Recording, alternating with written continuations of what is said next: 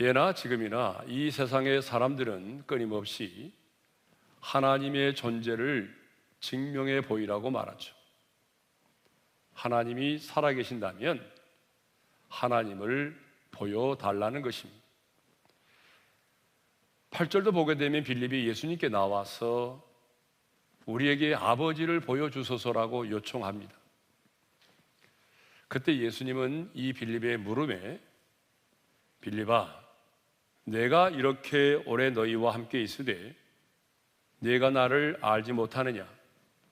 나를 본 자는 아버지를 보았거늘 어찌하여 아버지를 보이라 하느냐? 라며 책망을 하셨습니다. 왜냐하면 예수님께서 그동안 수없이 많은 가르침과 사역을 통해서 자신이 바로 하나님이심과 자신을 보내신 하나님 아버지를 나타내 보이셨기 때문입니다. 그럼에도 불구하고 제자들은 예수님을 알지 못하였고 예수님이 나타내 보이신 하나님 아버지를 알지 못하였습니다. 자, 마침내 예수님은 아버지를 보여달라고 하는 이 제자들에게 내가 아버지 안에 거하고 아버지가 내 안에 계신 것을 믿으라고 말씀을 하셨습니다. 왜 예수님은 아버지를 보여달라고 하는 제자들에게 내가 아버지 안에 거하고 그리고 아버지가 내 안에 계심을 말씀하셨을까요? 그것은 신비적인 연합을 이룬 자만이 살아계신 하나님을 나타내 보일 수가 있기 때문이죠. 자, 예수님과 하나님 아버지는요, 아주 신비한 연합을 이루고 계시죠. 성부와 성자와 성령 하나님은 삼위일체의 하나님으로 신비한 연합을 이루고 계십니다. 그런데 하나님만이 아니라 예수를 믿는 우리들도 예수님을 영접하는 순간에 주님과 신비한 연합이 이루어졌습니다. 주님이 내 안에 거하고 내가 주님 안에 거하는 이 놀라운 신비한 연합이 이루어진 것이죠. 여러분, 아무리 오랫동안 신앙생활을 하였을지라도 주님이 내 안에 거하고 내가 주님 안에 거하는 신비한 연합이 이루어지지 않은 사람은요, 하나님의 사람이라고 할 수가 없습니다. 이렇게 주님과의 신비적인 연합을 이룬 자만이 내 안에 계신 주님을 이 세상 사람들에게 나타내 보일 수 있습니다. 왜 주님은 아버지를 보여달라고 하는 이 물음에 내가 아버지 안에 거하고 아버지가 내 안에 거하신다고 하는 이 말씀을 하셨을까요? 그것은요, 친밀한 사귐을 가진 자만이 내 안에 계신 주님을 나타내 보일 수가 있기 때문입니다. 그러니까 예수를 믿음으로 말미암아 주님과 신비한 연합이 이루어진 자들이 주님과의 친밀한 사귐을 가질 수가 있고 그 주님과의 친밀한 사귐을 가진 자만이 내 안에 계신 주님을 나타내 보일 수가 있기 때문이죠. 왜 주님이 우리를 부르셨습니까? 왜 주님이 우리를 구원하셨습니까? 왜 주님이 우리 안에 거하고 계십니까? 그것은 바로 주님과의 친밀한 사귐인 것이죠. 요한계시록 3장 20절의 말씀을 우리 함께 읽겠습니다. 다 같이요. 볼지어다 내가 문 밖에 서서 두드리노니 누구든지 내 음성을 듣고 문을 열면 내가 그에게로 들어가 그와 더불어 먹고 그는 나와 더불어 먹으리라. 자, 여기서 먹는다는 것은 실제로 먹는 의미를 말하는 게 아니고요, 바로 교제를 말하죠. 유대인들은요, 정말 가까운 사람이 아니면 함께 마주 앉아서 먹고 마시지 않습니다. 이 먹는다는 것은 교제를 말해요. 그래서 초대교회 성도들은 모일 때마다 떡을 떼며 교제를 했던 것이죠.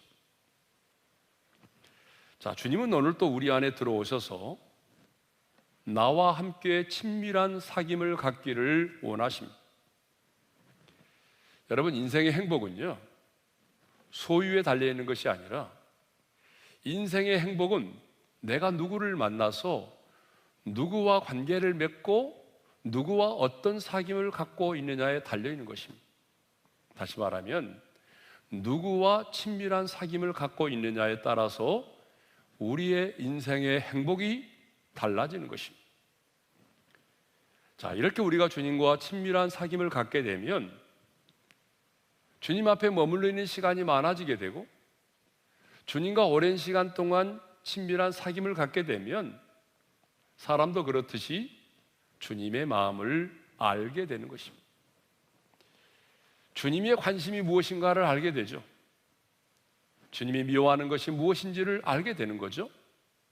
주님이 기뻐하는 게 무엇인지를 알게 되는 거죠.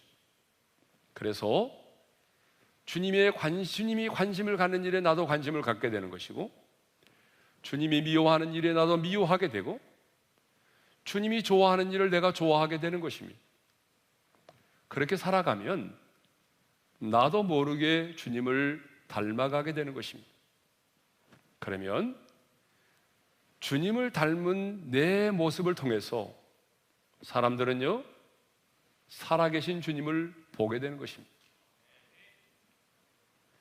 주님을 닮은 내 모습 속에서 세상의 사람들은 바로 내 안에 계신 주님을 보게 되는 것입니다. 자, 우리는 이렇게 주님을 닮은 변화된 모습을 통해서 세상의 사람들에게 하나님을 보여줄 수 있어야 합니다. 뿐만 아니라 하나님께서 행하시는 그 일을 인하여 하나님을 보여줄 수 있어야 합니다. 자, 오늘 본문 11절의 말씀을 우리 한번 읽겠습니다. 다 같이요. 내가 아버지 안에 거하고 아버지께서 내 안에 계심을 믿으라. 그렇지 못하겠거든 행하는 그 일로 말미암아 나를 믿으라. 자, 예수님은요, 내가 아버지 안에 거하고 아버지가 내 안에 계심을 믿지 못하겠거든 내가 행하는 그 일로 말미암아 나를 믿으라고 말씀하셨습니다. 실제로 예수님은요, 당신이 행하신 그 많은 일들을 통해서 자기 자신이 하나님께서 보내신 메시아이시며 자신을 이 땅 가운데 보내신 하나님 아버지를 나타내 보여주었던 것이죠. 예수님은 공생애를 시작하시면서 물이 변하여 포도주가 되는 기적을 행하셨습니다. 보리떡 5개와 물고기 2마리 5,000명을 먹이는 기적을 행하셨습니다. 심지어는요, 썩어져 냄새나는 죽은 나사로를 살리셨습니다. 사실 우리 주님께서 행하신 이 모든 일들은 인간이 할 수 있는 일들이 아니죠. 하나님만이 하실 수 있는 일들입니다. 그러니까 예수님은 당신이 행하신 이 모든 일들을 통하여 이 세상의 사람들에게 자신이 바로 구약의 선지자들이 예언했던 메시아이심과 그리고 내 속에서 일을 행하고 계신 하나님 아버지이심을 이 세상의 사람들에게 드러냈던 것입니다. 자, 그렇다면 주님이 내 안에 거하고 내가 주님 안에 거하는 이 신비적인 연합이 이루어져 있는 우리 역시 내 안에 거하시는 주님을 나타내 보여야 되는 거 아니겠습니까? 그런데 문제는 하나님은 영이십니다. 하나님은 영이시기 때문에 형상이 없어요. 형상이 없기 때문에 우리의 눈으로 하나님을 볼 수가 없어요. 그렇다면 우리는 보이지 않는 영이신 하나님을, 형상이 없는 그 하나님을 어떻게 이 세상의 사람들에게 보여줄 수가 있을까요? 그것은 하나님의 사람인 우리는 하나님께서 우리 가운데 행하신 그 일을 통하여 하나님을 보여줄 수가 있다는 것입니다. 자, 여러분, 바람이 눈에 보이지 않죠? 바람이 보이지 않아요. 그렇지만 우리는 바람이 부는 그 현장의 모습을 통해서 바람이 불고 있구나. 바람이 동쪽에서 서쪽으로 불고 있구나 하는 것을 우리가 알 수가 있습니다. 마찬가지입니다. 하나님은 눈에 보이지 않지만 하나님께서 오늘 또 우리 가운데 행하시는 그 놀라운 일들을 통해서 하나님이 어떤 분이신가, 하나님이 지금 우리 가운데 어떤 일을 행하고 계신지를 나타내 보일 수가 있다는 거죠. 그렇다면 이제 하나님의 사람인 우리도 하나님께서 행하시는 그 일을 통하여 이 땅의 사람들에게 지금 살아 역사하시는 하나님, 참 좋으신 하나님, 선하신 하나님, 그 위대하신 하나님을 드러내 보일 수 있기를 원합니다. 그러면 어떻게 하면 하나님의 하나님 되심을 드러내 보일 수 있을까요? 그것은 예수님께서 행하셨던 그 일들을 내가 행함으로입니다. 12절 상반절의 말씀을 우리 함께 읽겠습니다. 다 같이요. 내가 진실로 진실로 너에게 이르노니 나를 믿는 자는 내가 하는 일을 그도 할 것이요. 예수님은 분명히 말씀하셨습니다. 나를 믿는 자는 내가 하는 일을 그도 할 것이요. 그러면 예수님께서 하신 일은 무엇일까요? 예수님은 인간의 몸을 입고 이 땅에 계시는 동안에, 특별히 공생의 3년 동안에 기록할 수 없을 만큼 참 많은 일들을 행하셨습니다.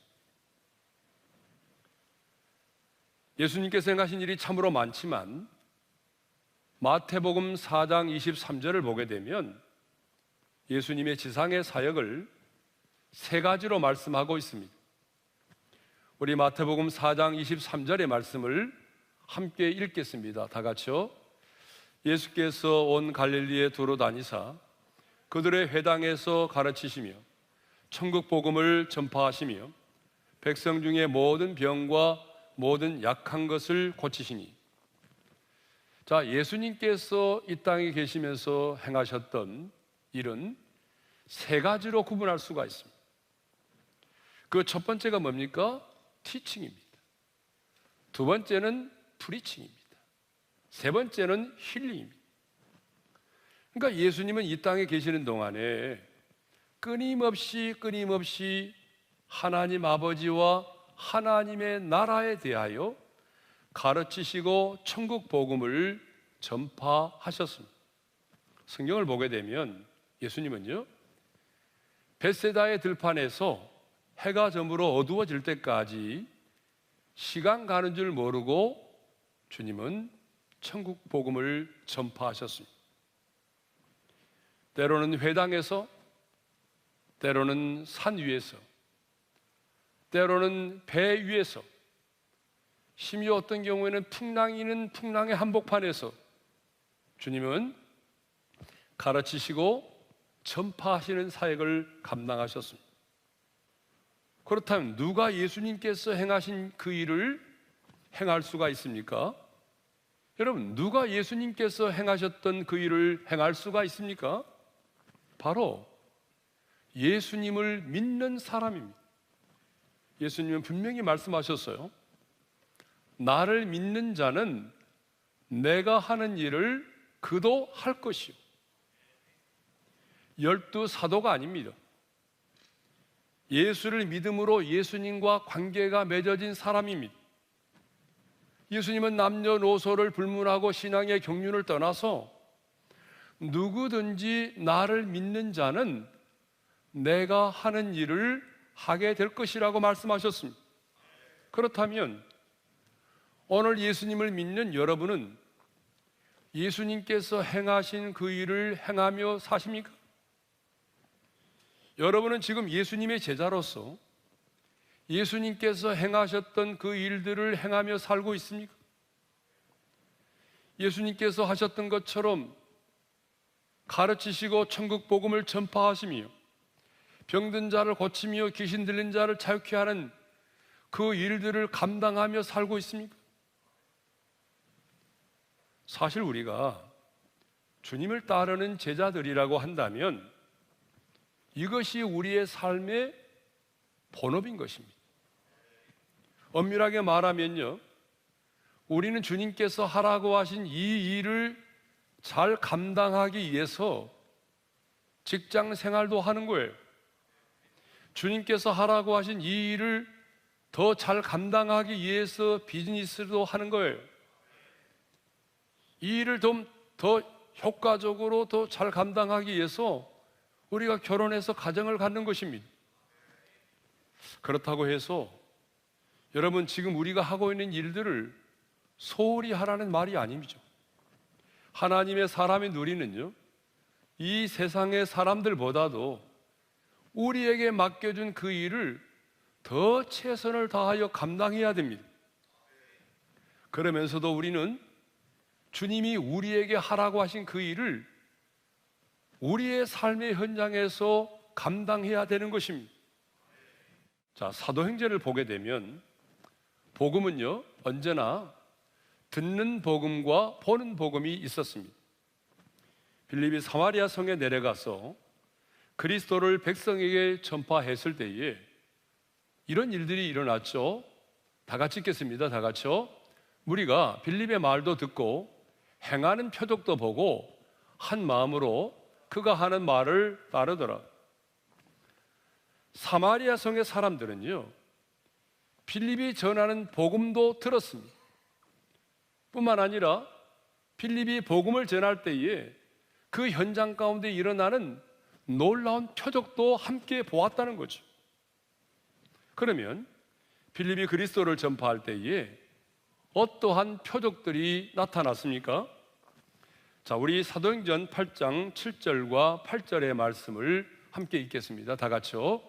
많은 사람에게 붙었던 더러운 귀신들이 크게 소리를 지르며 나가고 또 많은 중풍병자와 못 걷는 사람이 나으니 그 성에 큰 기쁨이 있더라.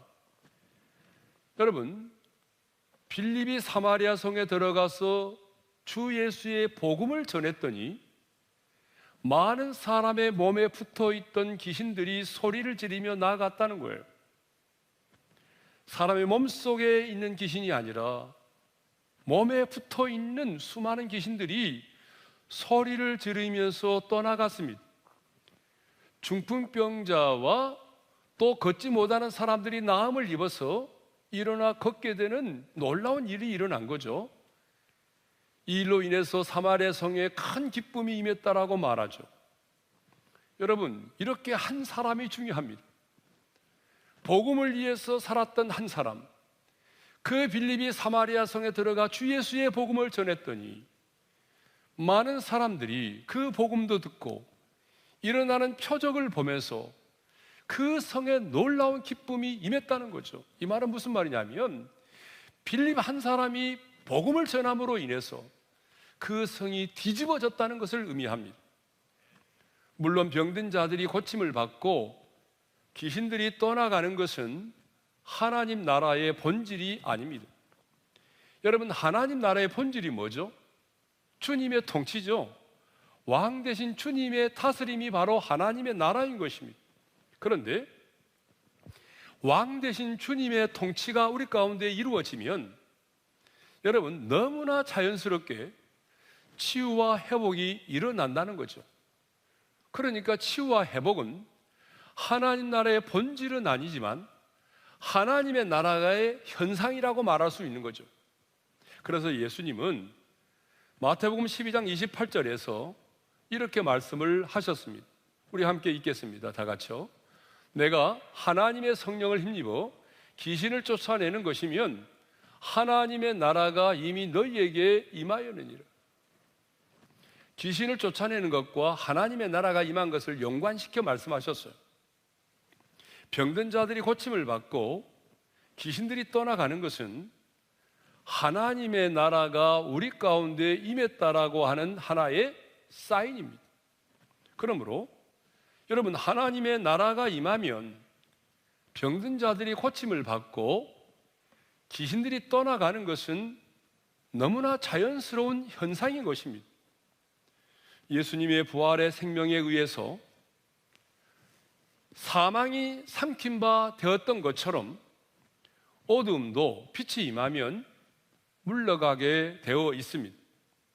여러분, 빛이 임했음에도 불구하고 떠나지 않고 버티고 있는 어둠을 본 적이 있습니까? 아무리 칠흑 같은 어둠이라 할지라도 빛이 임하면 빛이 임한 만큼 빛의 속도만큼 떠나게 되어 있습니다. 마찬가지로 생명의 빛 대신 주님이 임재하시면 어둠의 영은 떠나가게 되어 있습니다. 사랑의 하나님이 임재하시면 미움과 증오가 사라지는 것입니다. 여호와 라파 치료하시는 하나님이 임재하시면 치유와 회복의 역사들이 자연스럽게 일어나는 것입니다. 마귀를 멸하시고 승리하신 우리 주님이 임재하시면 어둠의 영들이 일곱 길로 떠나가게 되는 것입니다. 사랑하는 성도 여러분, 하나님은요, 하나님의 자녀된 저와 여러분들에게 하나님의 자녀된 권세를 허락하셨습니다. 요한복음 1장 12절의 말씀을 읽겠습니다. 다 같이요. 영접하는 자, 곧 그 이름을 믿는 자들에게는 하나님의 자녀가 되는 권세를 주셨으니. 자, 우리가 예수를 믿게 되면 가장 먼저 신분의 변화가 주어지죠. 그런데 신분의 변화로 끝나는 것이 아닙니다. 하나님의 자녀된 우리에게 권세가 주어졌다는 거예요. 그러면 하나님께서 우리에게 주신 하나님의 자녀된 권세는 무엇일까요? 저는 두 가지로 생각합니다.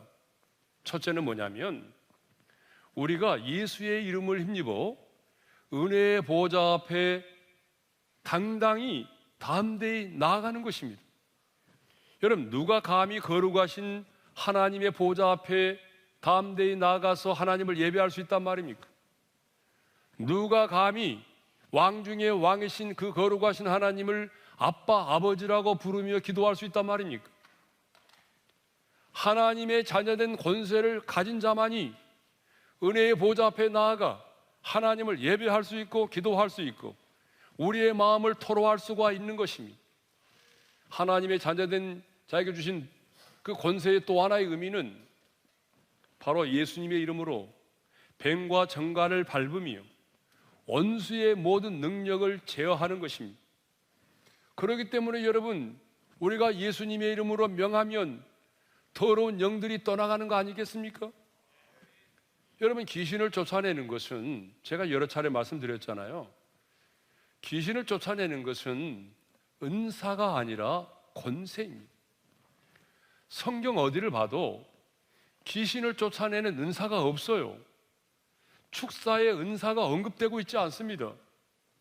귀신을 쫓아내는 것은 은사의 문제가 아니라 하나님의 자녀된 우리에게 주신 권세의 영역입니다. 그러니까 여러분들이 하나님의 자녀된 권세를 가지고 있다면 이제는 그 권세를 사용하셔야 됩니다. 그런데 우리 장로교 신자들은요, 여러분, 다른 교단에 비해서 하나님의 자녀된 권세를 별로 사용할 줄 모릅니다. 알고는 있는데, 하나님의 자녀된 권세를 가지고 있다는 것은 알고 있는데 하나님의 자녀된 권세를 별로 사용하지 않는다는 거죠. 저는 목회를 하면서 지금까지 수를 헤아릴 수 없을 만큼 많은 귀신들을 내어 쫓았습니다. 그런데 하나님은 저만이 아니라 예수를 믿어서 하나님의 자녀된 우리 모두에게 그런 권세를 주셨습니다.